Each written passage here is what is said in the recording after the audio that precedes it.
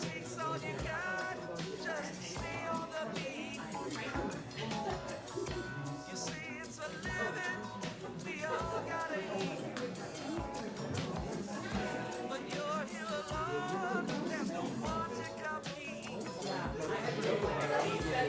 Mercy's the business, I wish it for you. Gonna just ashes when your dreams come true. Fire on the mountain. Fire on the mountain. Fire. Fire on the mountain.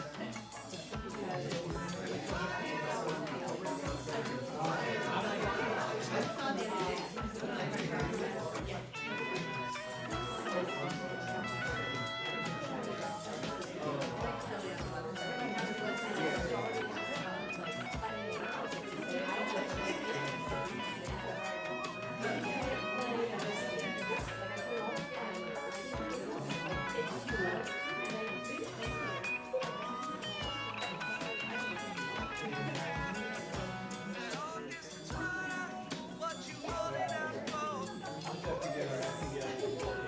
Caught in slow motion in a dash to the door. Fade from your stage, I'm now spread to the floor. You give all you had, why you wanna give more? The more that you give, the more it will take. Line me on which you really don't make.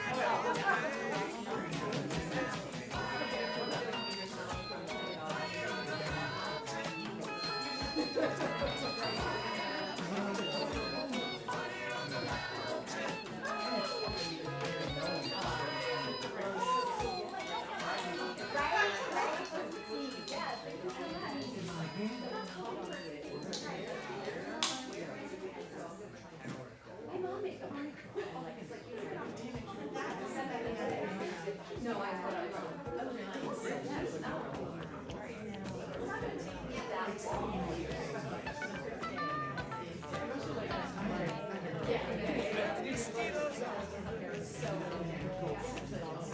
Fisher rising up like a bird. It's been hot for 7 weeks. Too hot to even speak. Did you hear what I just heard? Said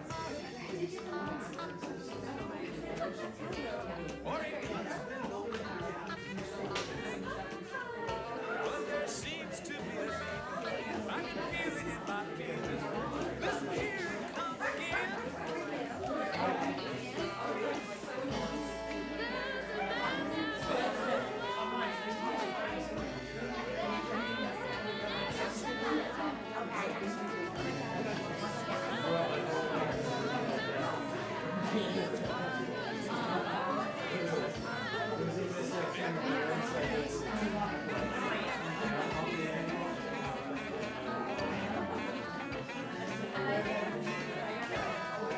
Come on, come on.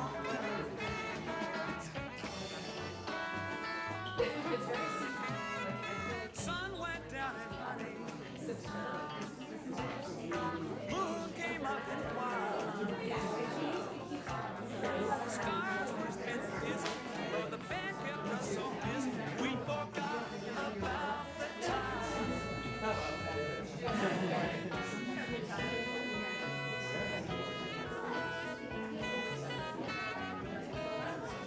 They're abandoned descriptions, like Jehovah's favorite choir. People joining hand in hand while the music plays the band. Lord, they're setting us on fire. Crazy rooster crowing midnight. Balls of lightning roll along. Old men sing about their God. Women laugh and children scream. And the band keeps playing on.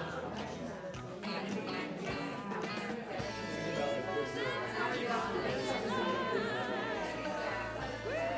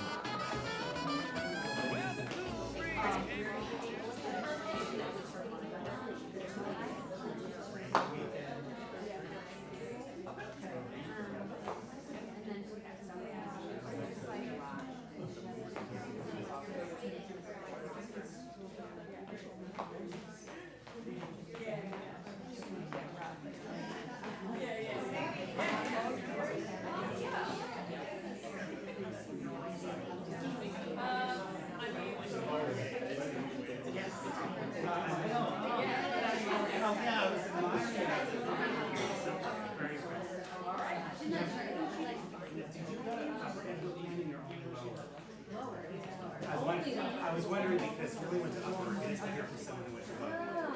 I'm sure it's just Yeah. but you guys do.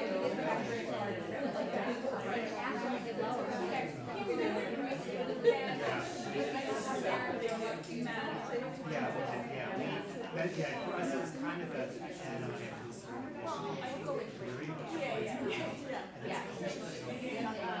we had like working nights, only do this week.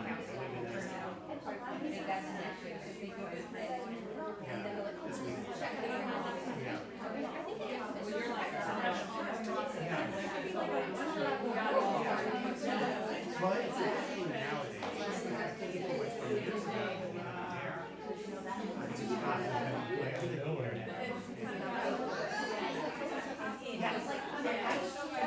Oh yeah, I know.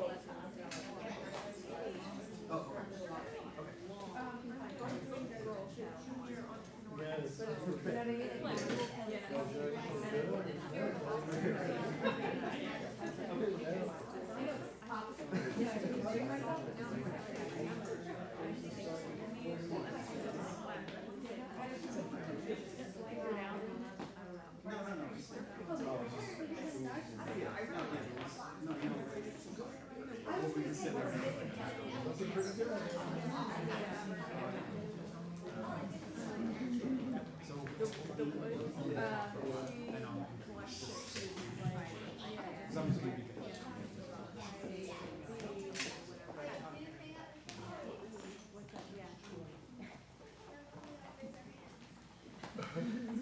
good evening. Thank you all for being here tonight. My name is Alan McGinley. I'm the library director here. I'm so excited for this event tonight. This is our fourth artist in residence. The art residency has really transformed our library, I think in a very special way. The library, typically is known for, a place to come to check out books, to consume information. But we've really, the art residency has really created this element of people creating in the library, people doing in the library, and being able to sort of learn from that. I'm the kind of person that, I appreciate art when I see it, but I have no idea how that is made. And so being able to see these artists actually, doing their craft and creating their work is just, I think, been a really special experience for the library. I'm really excited to be able to, I want to say introduce you, but I know that most of you are probably pretty familiar with Kelly Renee this evening, but we may have to shut that door back there. But we're going to learn a little bit more and hear from Kelly and learn more about her story. You're also going to meet Darren Owens, who's the president of the Westfield Art Association, and who will be interviewing and talking with Kelly tonight. So thank you so much for being here tonight, and I will turn it over to Kelly and Darren.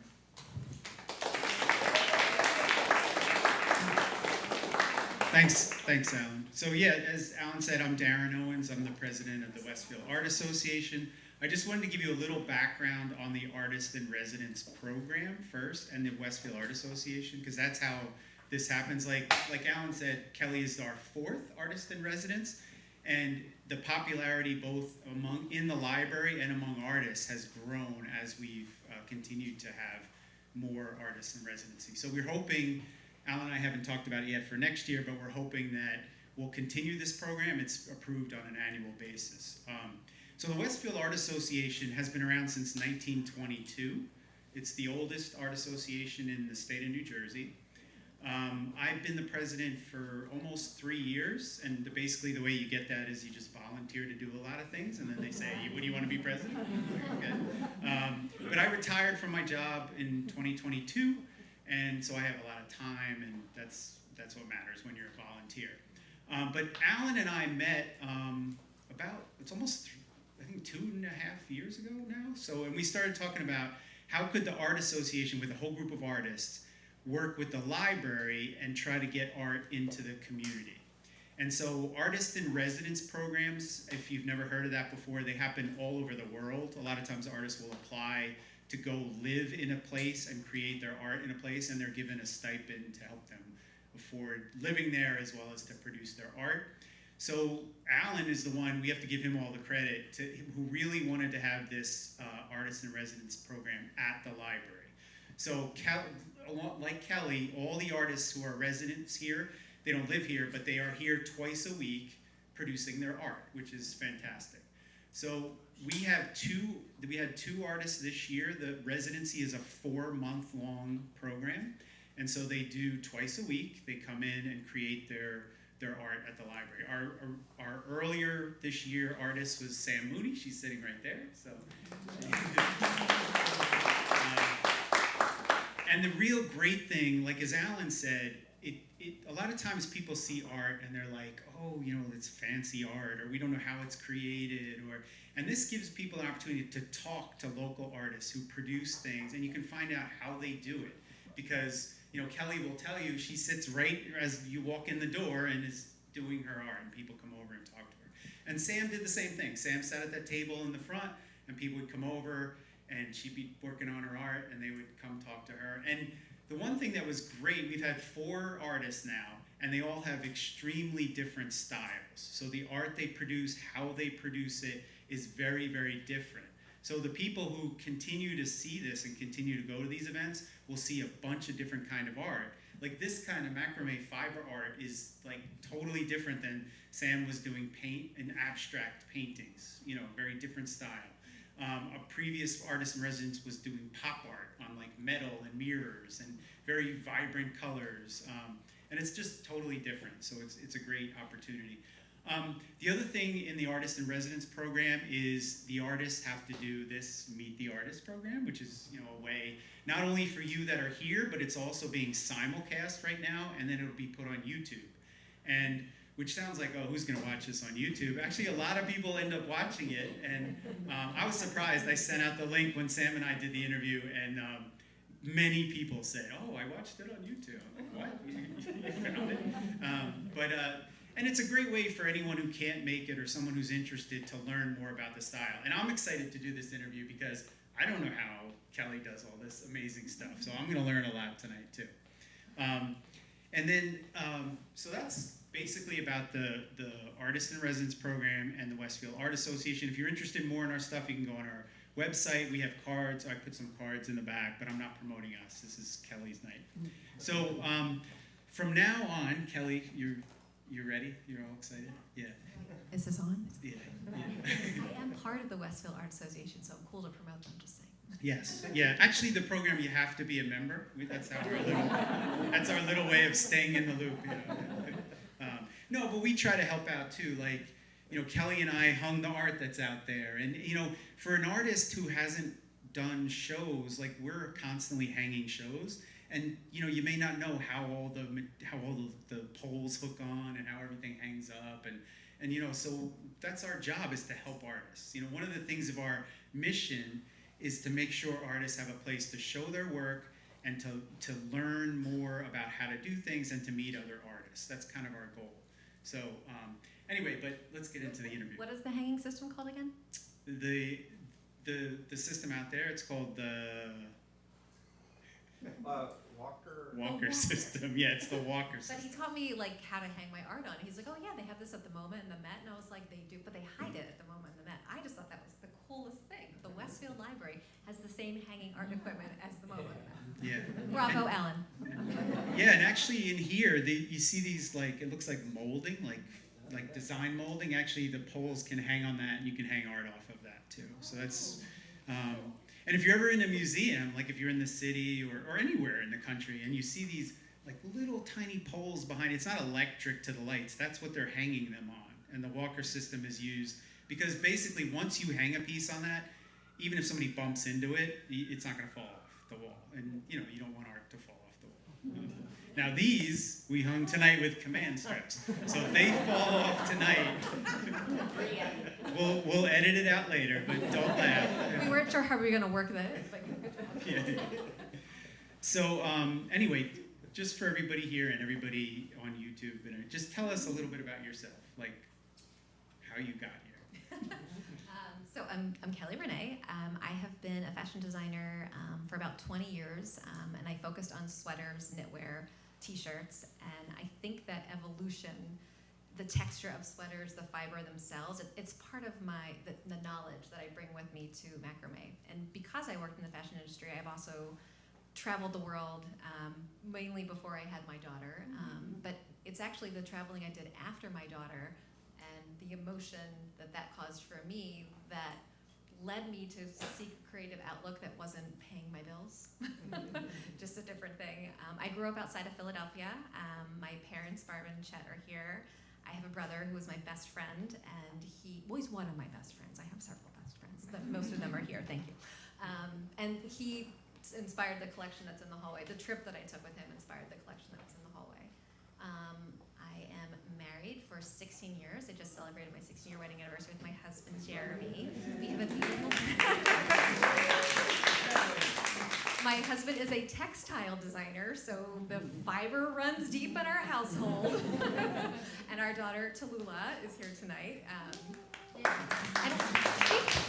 She's very creative, but I don't know what her niche is yet, you know? She's got some time, so, yeah. And I want to thank all of you for coming, especially my Girl Scout troop sitting here in the front row. That is just like, you know, it's going to make me cry. I'm trying not to ruin my makeup. Thanks, No worries. And it's funny, Kelly lives right around the corner from me, which is like I would walk my dog by their house all the time and didn't even know it. You know, we didn't even I also know. walk our dogs. Well, when I do walk our dogs, mainly Jeremy walks the dogs, but firehouse. Yeah, so we're both Westfield residents, locals. I guess like tell us a little more about like macrame. Like, how did you find macrame as your outlet? So things that have influenced me over the year really started with fashion, with designers, and on the runways there was actually some like nodding and interest that kind of came. So that's when I first learned about it. I think Alexander McQueen was doing it on these shoulder pieces, and that's when I first learned what macrame was. But my dad is also a fisherman, a fly fisherman, and you use macrame knots to tie on some of the feathers for fly fish. Now I don't fish. My dad said I wasn't quiet enough and the fish got scared away, so I'm not a fisher, I was too chatty. But really how I got into it when COVID happened, I learned that I had anxiety. I was super panicked because I'm type 1 diabetic, and I thought, oh my gosh, I'm gonna die. This is every time I turned on the news, type 1 diabetics are gonna die from COVID. So I was like, I'm a different person. I'm normally happy and bubbly, and it was that like inner anxiety that I was seeking something new, something to like change it up. And my in-laws were like, let's do a DIY Christmas. And I was like, okay, and let's all make something for each other because we can't see each other in person. So my sister-in-law sent me a macrame trivet. She's like, this is what I want. Can you make me this? And I was like, well, that's not really how it works, but sure. Sorry, Erin. So I looked it up and I watched a YouTube video and I bought some cord and I loved it. There was something about the monotony of the knots, and I would count. And somehow that counting calmed my mind and my anxiety, and it was like I was addicted. And then I was like, okay, what else can I learn? And I started making plant hangers, and I started making more like home goods, and I launched a home goods line called Knot, Needle, and Thread. And it was kind of doing well until my friends were like, oh, I was just at Home Goods and I saw macrame and I saw plant hangers at Target. And I was like, what? No. Like, I spent all those years in fashion doing retail and making a living and competing at those prices. I didn't want anything to do with that when it came to my macrame and my art.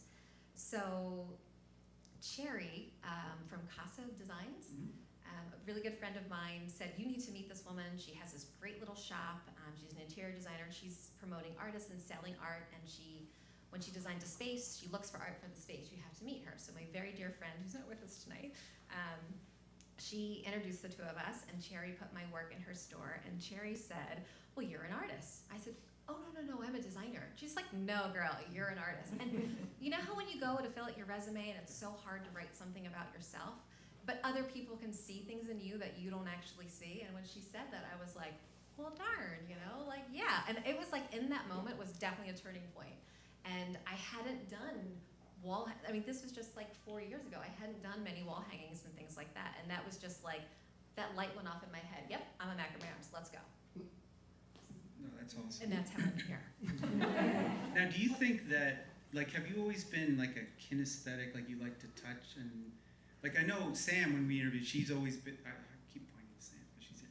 But some artists are very visual, some are, but some are kinesthetic, like they like to be involved with their medium. Like, does that, because I don't, so let's back up a little. How do you create, how do you create a piece? We'll get to that. Okay. Yeah. How do you create a piece? Like, how do you think of the design? How do you get to what type of knot do you use? So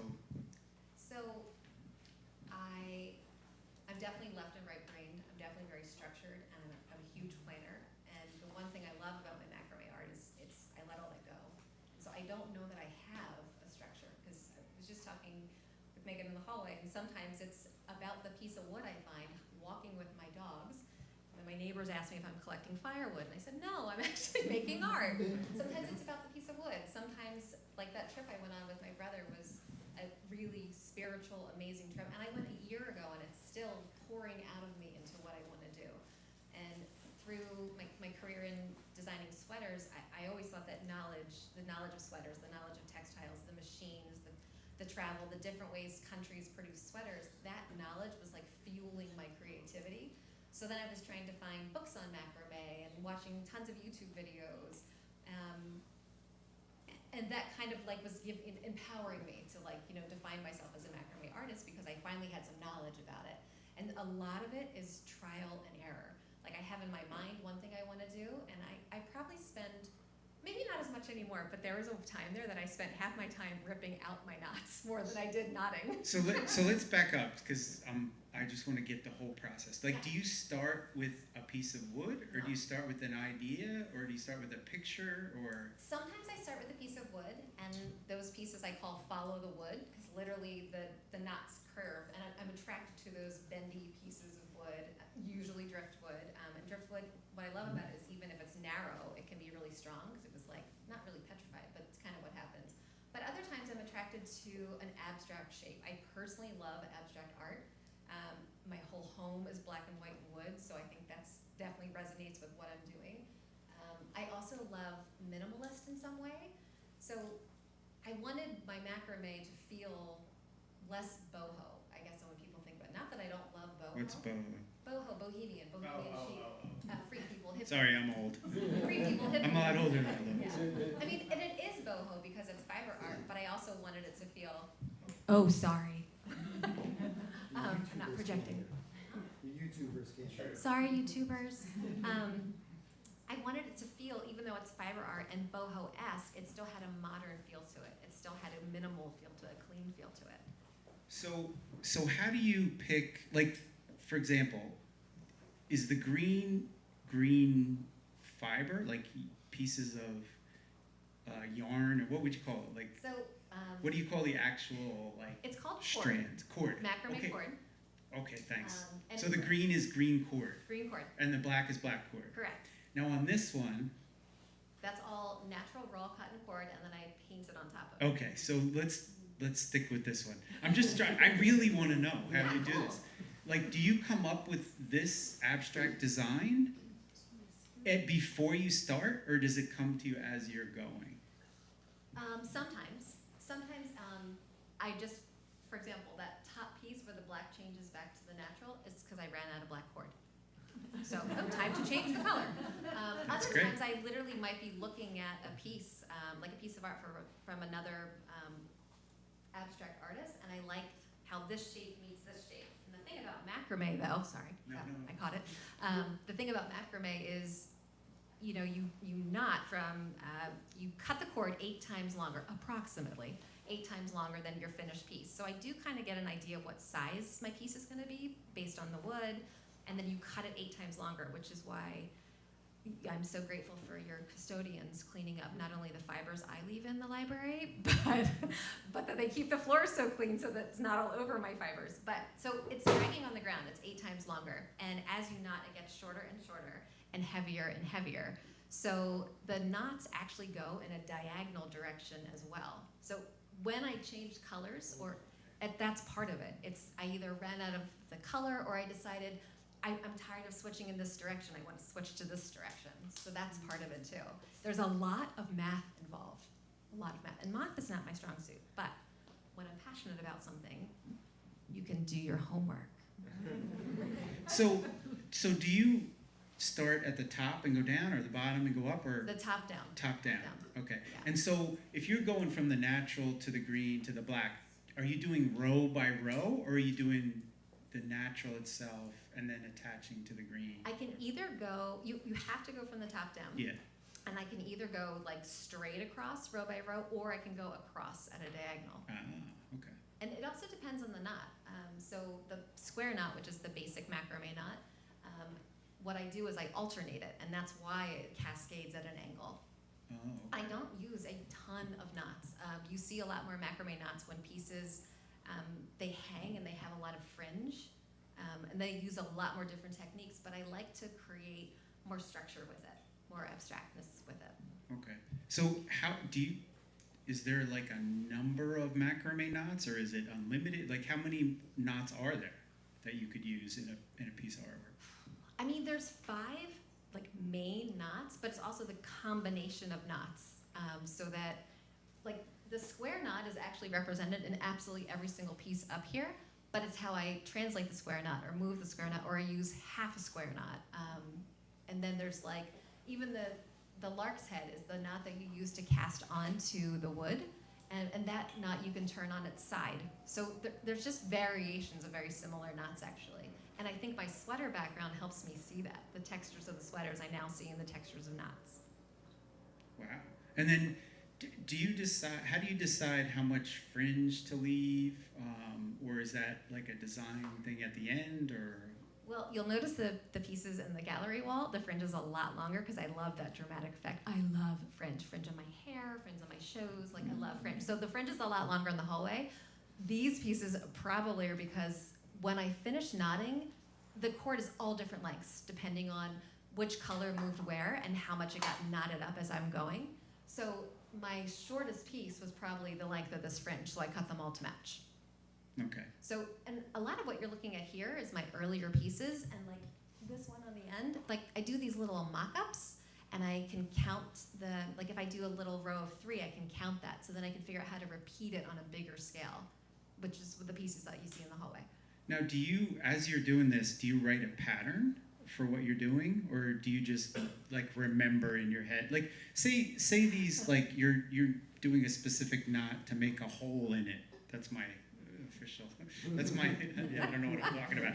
But do you see how there's holes in that? Like, how do you remember how to do? Like, do you write a pattern of how many knots? Sometimes I do. Sometimes I sketch it out, and that's part of like the math. Like if I wanted the geometric pieces, I end up doing a lot more math because I know I want it to be a certain width. Or if I drop a knot to create that like the vertical line, and I can figure out if I make a perfect diamond, that's 5 knots by 5 knots. So I don't always have to write it down, but I might initially until I memorize that 5 knots by 5 knots times 100. Right. Oh wow. And then, so this one you painted after you were. Yeah, I like bought a huge stencil and I put it behind the macrame when I was working. So I placed the knots where I knew the fish were not gonna go, at least the open, more textured knots. Right. And then I did the square knot over and over again where I was gonna paint the fish. But it's funny, I love that piece, but it was my least favorite to make because it felt so controlled compared to everything else that I do. Wow. I know. Do you find, because I've heard like some authors, especially novels, fiction novels, their characters and their story will change as they're going. Do you find that happen when you're doing a piece, or do you always know where you're headed?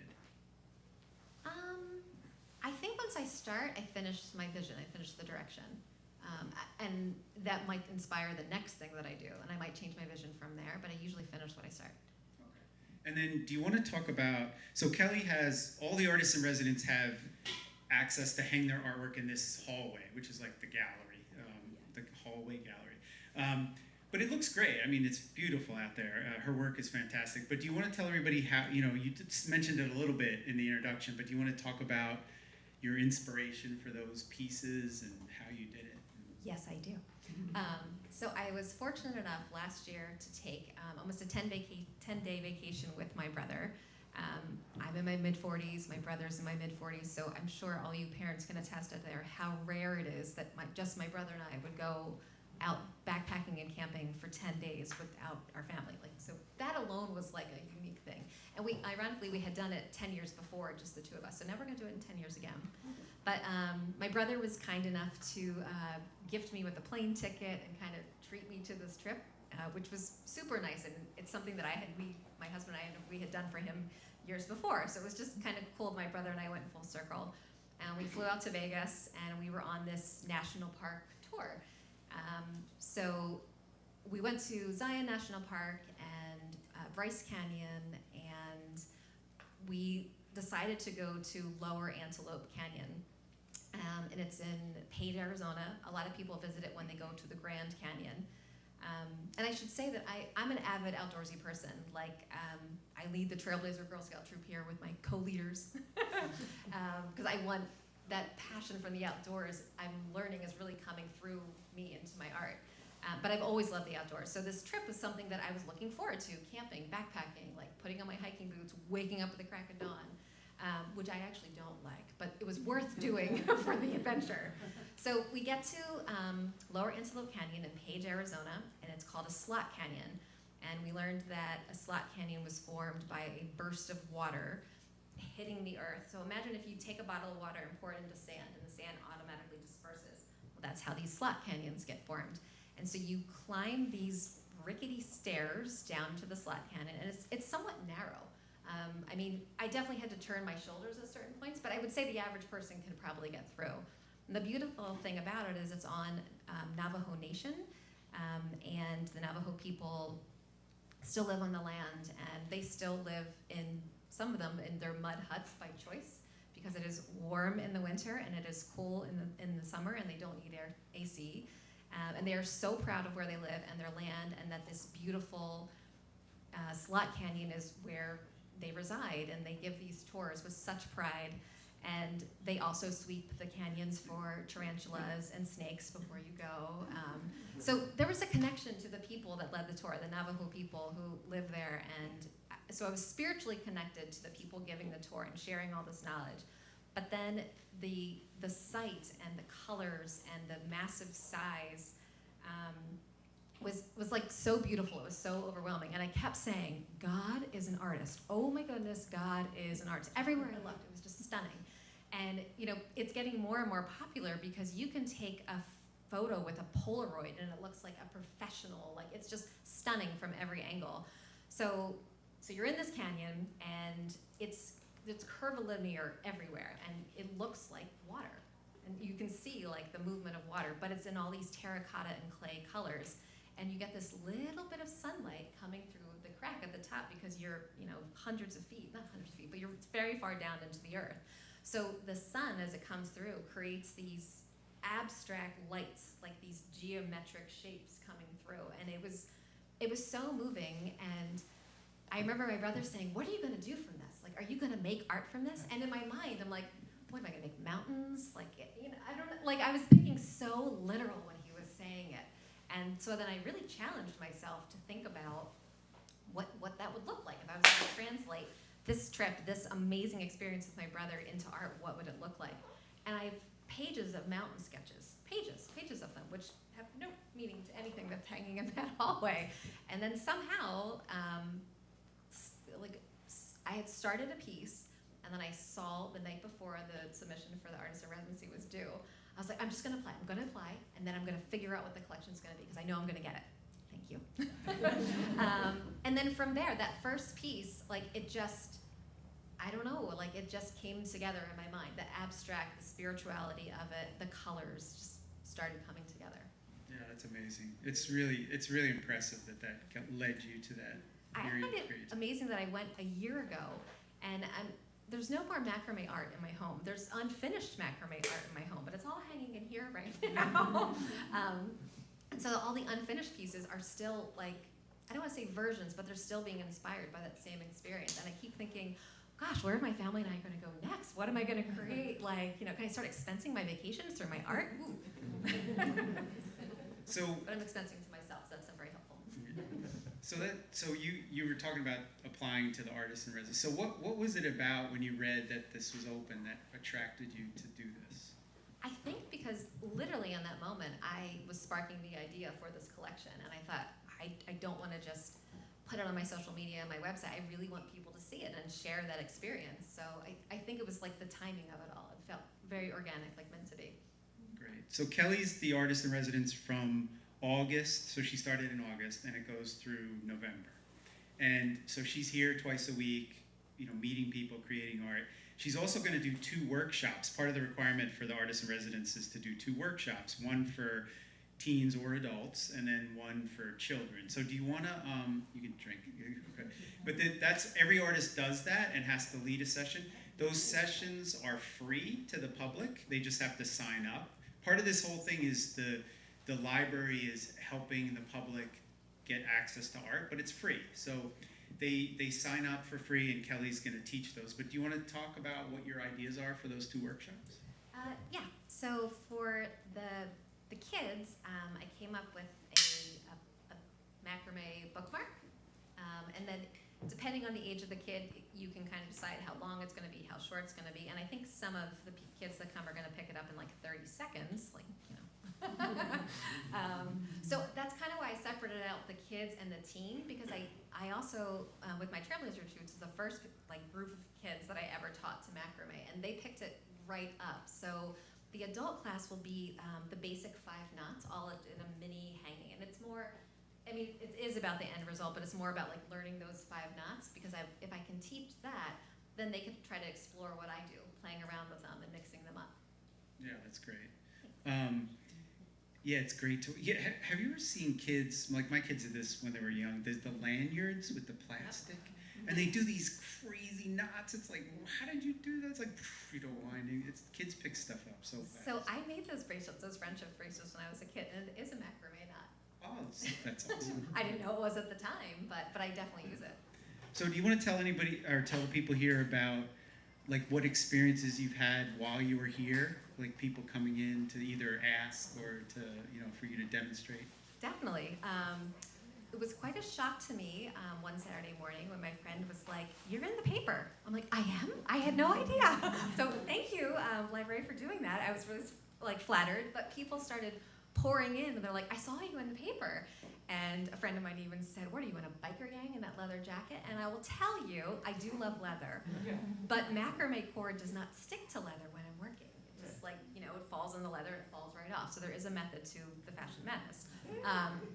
But people come in, and it's interesting because the upper generation knows macrame from the 60s and 70s, and it was in fashion, and it was in belts, and it was in wall hangings, and holding their fruit under their kitchen counter. So when they see what I'm doing, like, that's not macrame, because it doesn't look like how they remember macrame.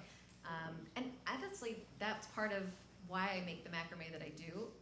When I saw other artists making macrame, it all felt, I shouldn't say all, some of it felt very similar. It has this like verticalness to it, and lots of fringe that comes down. I don't know how to do that with my hands.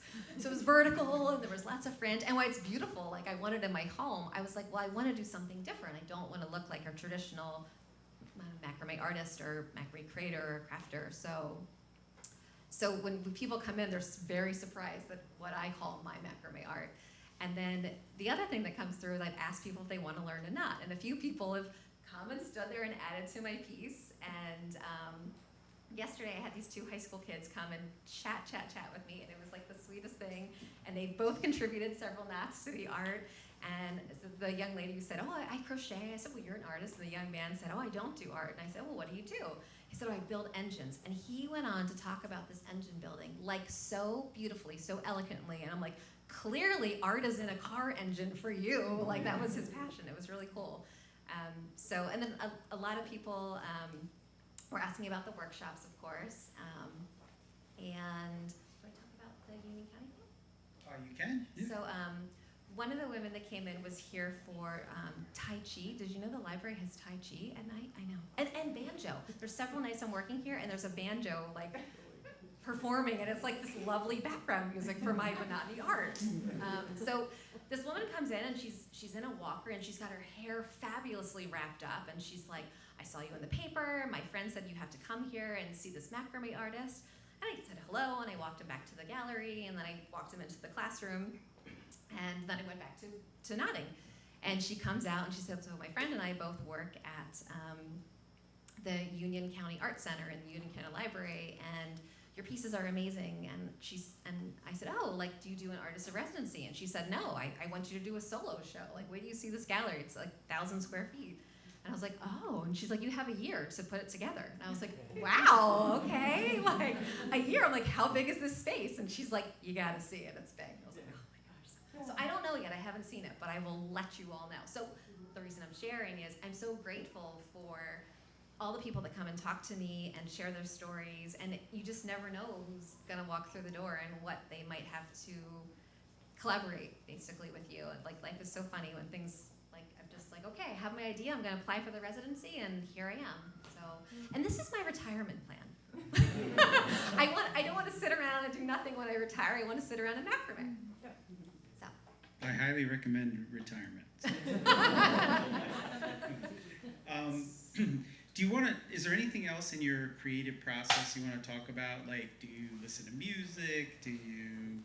Are you inspired by colors or movies? Is there anything else you wanted to add to your whole creative process? I wanted to share a story from high school.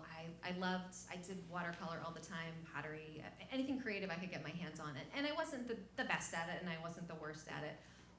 But I felt really empowered by being creative. And I remember my mom coming home from a parent-teacher conference, and she said, "Oh, so Kelly's thinking of studying art in college." And he said, "Well, I don't recommend that because her creative process is just too slow." And I was like, I was heartbroken, you know, my heart just sank. And this was a teacher that I loved, like spending time with, and he was teaching me all these techniques, and I was just, you know, you always remember, like, not always, but you remember the negative moments in life. And that moment was just like a gut-wrenching moment. And I thought, all right, this is one person's opinion. And my mom, of course, was very kind and loving and supporting. And she's like, you can still go to art school, but maybe you want to study English too. So I did, and I started with English, and I quickly realized that I can't spell, and I probably have dyslexia, and so I switched to art. Then I had to leave school because I got sick, and when I left school and I got sick, I was like, that's it. Like, I want to be creative. I want to be in New York City. I want to be a designer, and I don't care what that high school professor said. And I got better, and I went to my dad's alum, Philadelphia College of Textiles and Science, now called Thomas Jefferson University, and I studied fashion design, and I worked in Philly, and I quickly moved to New York. But the reason I share all that is because when I was reading through the questions that you sent me, I instantly thought of that moment that high school art teacher said that, and I just thought, so what? It doesn't mean anything. And I wanted everyone here to know that you know, one person's opinion or that moment in time doesn't have to define everything about you, because you say those things to yourself. I'm not a fast creative thinker. Like, what? What does that even mean? You know, and you can change that mantra in your mind, like what you want it to be. And when Cherry from Casa called me an artist, now I say to myself, I'm a macrame artist. Ta-da. Well, you know, I really commend you both for that story and for using that situation to build on, because way too often people are creative as kids and they want to do art and they produce things, and someone says something really negative about their artwork. And it could be a teacher, it could be a parent, it could be just some adult, it could be another kid.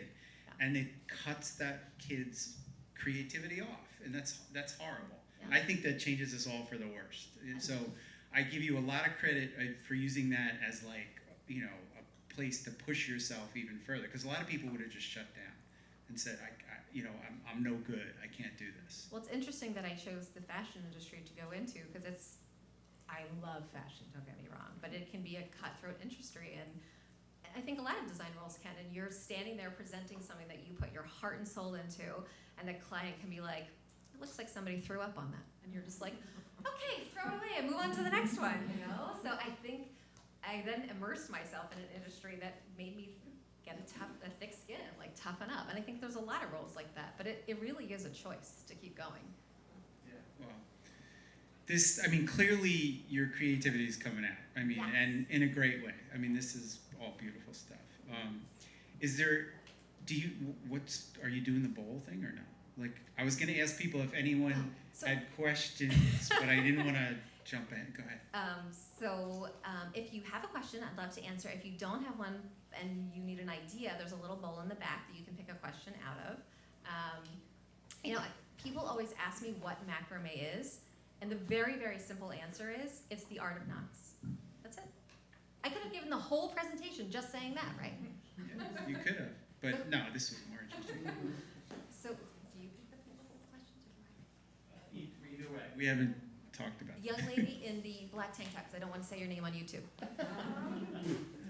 Where would you love to see your work displayed one day? Oh, well, someone here tonight was telling me that there is Wait, so the question was, where would you like to have, just so everybody can hear, Yeah. where would you like to have your work displayed one day? Is that right? Okay, so I'm obsessed with Maine, and when I go to the shops in Maine, whether it's in Kennebunkport or I'm drawing a blank. Jeremy, where do we go? Freeport, thank you. I would love to have my art in some of those home goods store boutiques, but someone here tonight was just telling me There is a gallery exhibit for fiber art. Where are you? He was just telling me that at the MoMA or the Met or something like that. Yeah. It passed already. Well, I would love to see something like that. It doesn't have to be as big as the MoMA or Met, but just like New York City, like just getting from Westfield into an urban space like that would be cool. And international, so I can travel again. You could just go into New York and like hang your piece somewhere, just randomly. Then you'd be hanging in New York. Like in the subways, just walk around holding my macrame. We could do that too. Yes, young lady in the green tank top. Oh, this is fun. This just got. Hello. If you could collab with any artist or designer, what would it be? Okay, so the first artist that comes to mind is Alexander McQueen, the designer, and of course he's no longer with us, but I have always been, and he's not an abstract artist, but I mean he was, but not like in the geometric kind of sense. If he could come back to life, I would love to do a collab with Alexander McQueen, for sure. I'm just gonna go down the row and then I'll get to you. Yes, white t-shirt. What's one thing people might not know about macrame? Well, I would think the fly fishing, I think that's surprising. I think that for camping as well, when they teach knots, a lot of those are macrame knots. They're single knots for a single purpose to tie down your tent, but not necessarily all over for a wall hanging or a piece of art. Now, can I ask a question? Yes, please.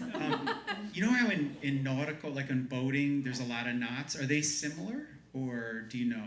I don't mean to hit you with an oddball question. But. I mean, my parents took me to the Annapolis Sailing School, and we did do knotting, but I don't connect it with this at all. Okay. Those knots were so purposeful, and they were so either part of structure to hold or designed to move. So I would say kind of knot. Okay. But they might actually be a macrame knot.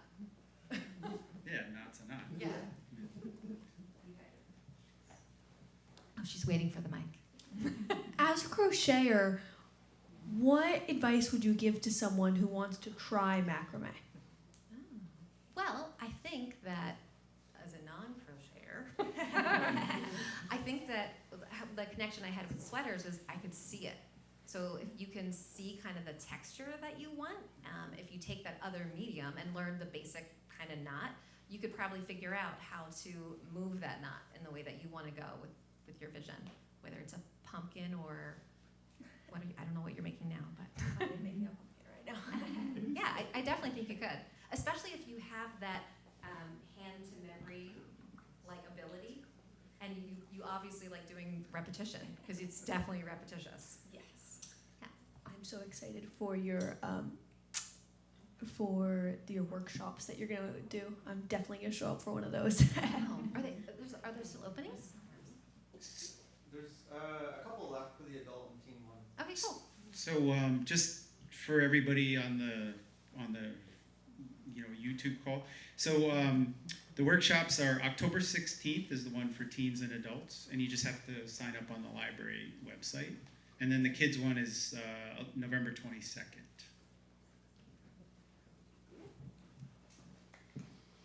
Ooh, next. What's your favorite part of the process? Starting, knotting, or finishing? Wow. I think the finishing is what keeps me up at night, but it also keeps me going. But the idea, like the concept, I say this all the time, I have more ideas than time. I have 100 more macrame ideas that are still sitting in my head, or maybe in a sketchbook. I don't really keep a sketchbook. So I think that's what keeps me going, the continuation of all these ideas. It's just which one to choose next.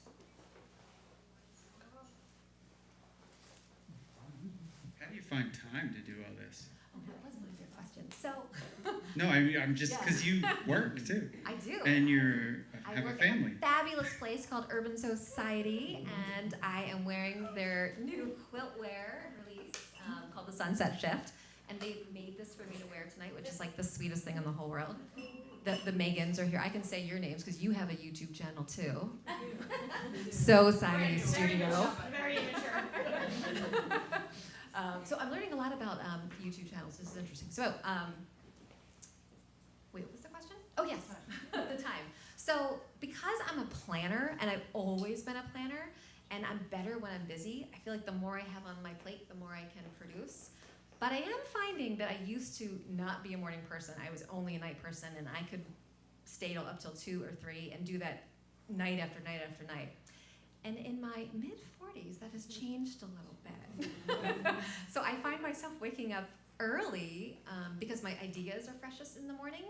But if I need to do like a big piece and there's a lot of repetitive nodding, I actually can do that late night. I can just kind of turn it off and just get my hands going. And it's not something I can do necessarily in front of the TV. Like I can't sit on my sofa. These pieces are huge. So I'm usually standing for hours. And since I start at the top, I start the pieces very high. My husband built me these like wood panels in our dining room, AKA my studio. And so I'm standing in a chair when I start, and then I'm standing, and then I'm like lowering my legs, and I'm nodding, and then eventually I get to sit. And then I'm on the floor, usually when I finish, to make them as big as the ones in the gallery. Did I answer the question? Yes. Good. I was on a tangent. A white t-shirt? How old were you when you started, and when you were a kid, did you like want a macrame? I didn't even know what macrame was when I was a kid at all, other than I loved making those friendship bracelets where you'd switch the colors. And now you all make those little jelly bracelets, which is also like, it's more like a knit or a knotting, but I definitely had this idea that I wanted to be an artist.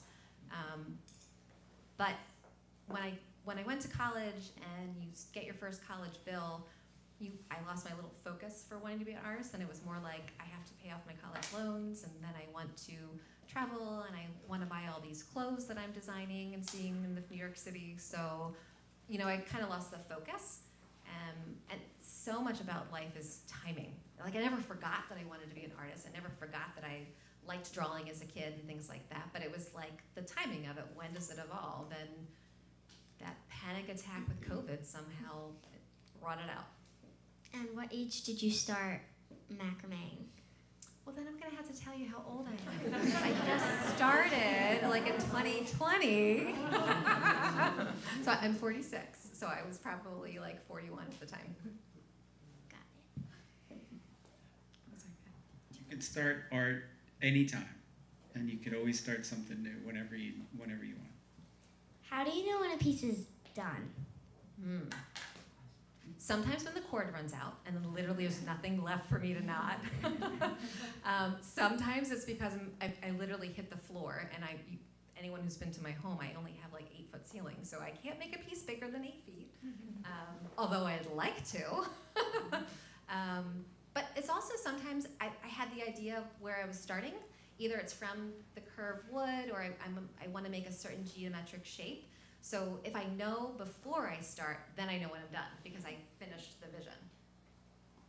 So I don't have that process. I wish I did, because I feel like it might help people understand the macrame, but I don't have a formal process.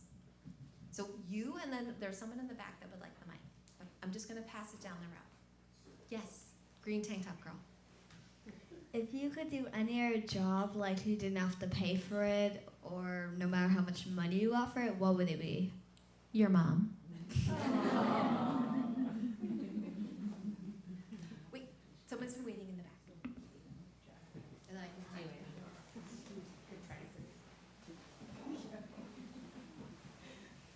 Hello.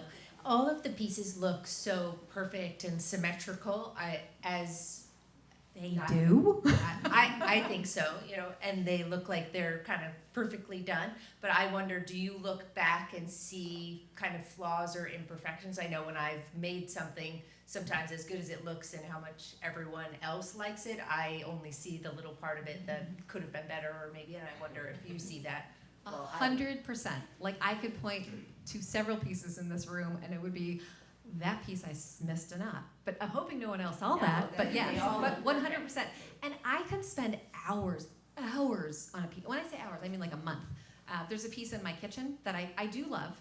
And I have to Febreze it often because it's a fiber art. So you don't see a lot of restaurants with fiber art because they would pick up the smell of all the food in the kitchen. So I Febreze the macrame in my kitchen because sometimes it smells like bacon, which I love. But I made a mistake on that piece, and I see it every single solitary day. And no one else sees it when they're like, wow, that's a huge macrame piece in your kitchen. But I can finish a piece and then not like it at the end. And then I'm like, I'm more motivated to sell those pieces, actually, because I can't look at them anymore.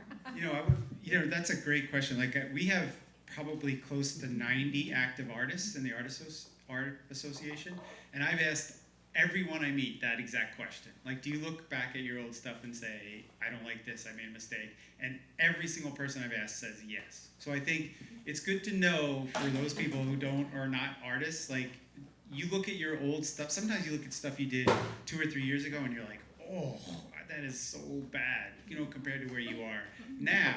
And other people don't see it. They look and they say, that's incredible, that's beautiful.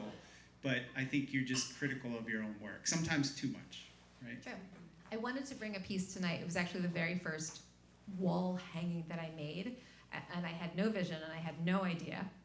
I just saw an Instagram video where someone walked by the fringe and went like this, and it moved so beautifully. And I thought, oh my gosh, I have to make a piece that I can video so I can make the fringe move. And it's a beautiful piece, and it's very simple, and I do love it, and I will never sell it because it's the first piece. But it weighs a ton, and these little command hooks would not have hung it. So, but it's next to my bed, so. Is anybody else?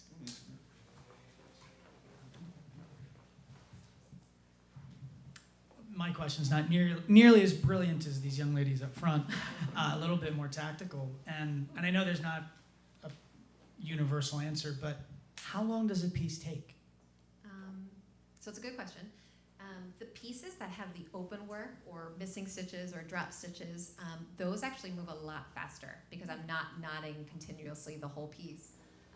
The pieces that are dense, like the one on the right that's all the square knot over and over again, the one in the hallway that's the black that has the open in between, that took a really, really, really long time because there's over 1,000 knots in there. And I used to literally count them. It was part of my marketing that I would say, this piece has 5,000 knots in it. Don't you want to buy this? But I don't do that anymore. What does a really long time mean? Month? But how many hours? Do you have any idea? By the way, a lot of artists can't answer that question. No, I know. But So just direction. when I price my pieces, I definitely do not charge people by the hour because it would be unattainable. But I mainly work now on nights and weekends, and sometimes I wake up in the middle of the night with low sugars, and I have a Gatorade, and I can't go back to sleep, and I just start knotting again. So I might have knotted that night for 4 hours, and then the next night I might have came home and we had microwave macaroni and cheese, and I knotted for 8 hours. So, or I get hooked in a TV series, and for a couple nights I binge watch that, and I don't macrame. So, but really, the piece that you've seen in my kitchen probably took a month.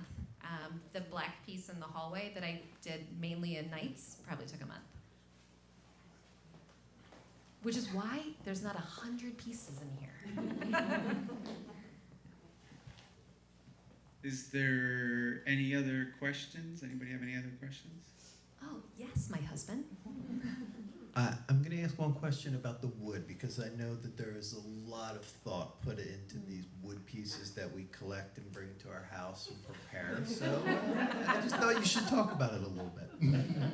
So if I had an assistant, it would be my husband, because I will come back from walking the dogs and wood under my arm, and my neighbors think I'm collecting firewood, and I'm like, so this has some bark left on it, and the bark snags the cord, because someone was asking me earlier the kind of cord that I use. There's many, many different kinds of cords that you can use. I prefer a raw cotton cord. I don't dye any of it myself, and the reason is the cord that I use is pre-twisted, which means you can't brush it out for that beautiful fringe that you see moving in the Instagram videos. And the reason I can't dye it is because it's so twisted, I can't get the dye to absorb all the way through. I could, but I actually don't like the result because I don't get that strong color. So I use all cotton cord with the exception of black. If I want a true black, it has to be some sort of blend with polyester to get a true black. But because I use cotton cord, you could not hang these in a window. You and it yellows a little bit, but the other colors would definitely fade. But back to the wood. So I look for a piece that doesn't have bark on it, for one, it doesn't snag. I send my friends that have beach houses to look for driftwood, and they bring it back, which is great. I definitely look for small pieces because I need those little pieces to do like my tests on for the bigger pieces. I also have to do like a strength test. Like sometimes I find a piece, but because it's dead wood and doesn't have the bark, it actually could break in like 2 seconds. And only one time did I start knotting something, not to the point of finish, but it just snapped. And that was, I mean, hours and hours just down the drain. It was horrible. And then I asked, sometimes I like where the wood just breaks on the edges, and I just leave the wood that way. And other times I ask my husband to like saw off the wood at an angle, or sand this down, or power wash this. Oh, you know that pile of 50 sticks? Could you do it to all of those? And then I'll let you know which one I'm gonna work with. That sounds like an assistant.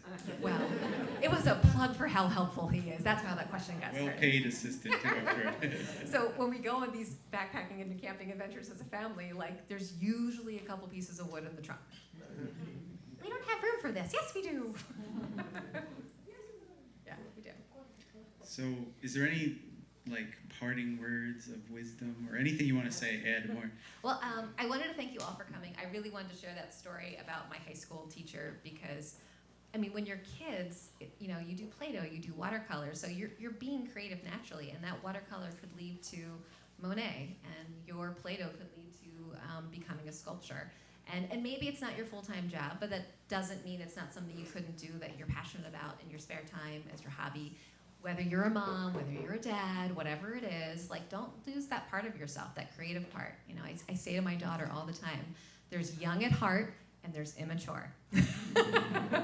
And that young at heart, I think, is part of that creativity and that a wonderful imagination you have with a kid. Hold on to that as long as you can because it could be your hobby or your passion or even your career. So thank you all for coming to listen to me.